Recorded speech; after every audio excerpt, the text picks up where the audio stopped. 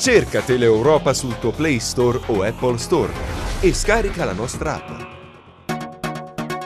Tanto per non farci mancare nulla, c'è un'altra emergenza che va palesandosi all'orizzonte e che riguarda la crisi idrica, già preannunciata qualche tempo fa da Sorical, che ha lanciato l'allarme. Adesso i dati cominciano ad essere concreti e si deve necessariamente lavorare e mettere in moto tutte le iniziative per alleviare il più possibile le sofferenze dei cittadini.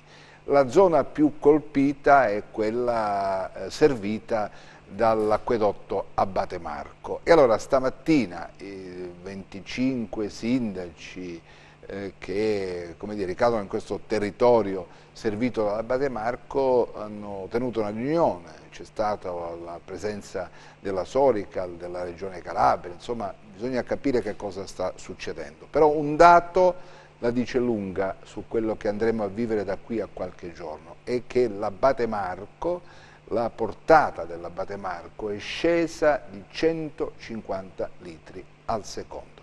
Ma vediamo che cosa è emerso.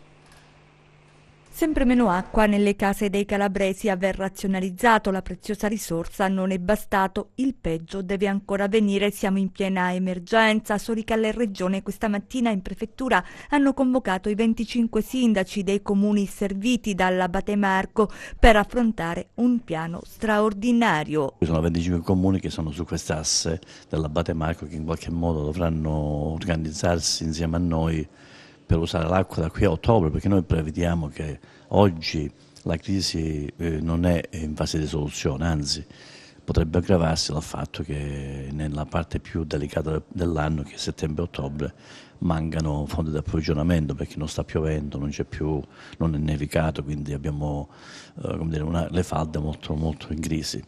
Per cui c'è da un lato un'attività di grande equilibrio dell'uso dell'acqua, quindi le forniture saranno razionalizzate in modo affinché non manchi l'acqua, ma per un uso molto ristretto ai fini umani.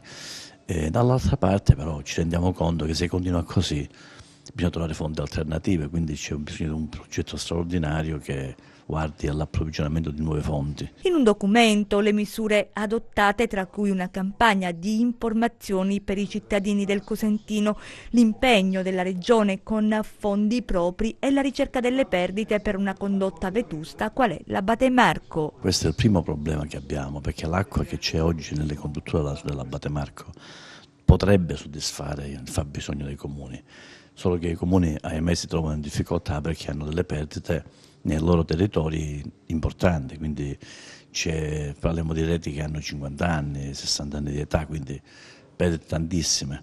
Poi ci sono anche lacci abusivi, c'è uso dell'acqua irrazionale, c'è gente che fa uso dell'acqua ai fini irrigui e non ai fini idropotabili. C'è tutta una complessità di cose che incide negativamente. È normale che se non va a regime il sistema anche della messa a norma delle reti, aumenterà ancora di più il problema. Quanto sarebbe necessario in termini monetari per riparare l'Abate Marco? Beh, diciamo che l'Abate Marco ha più problemi, tra cui la condotta 32 km. Io credo che ci vorrebbero almeno un 18 milioni di euro per sistemare questa condotta.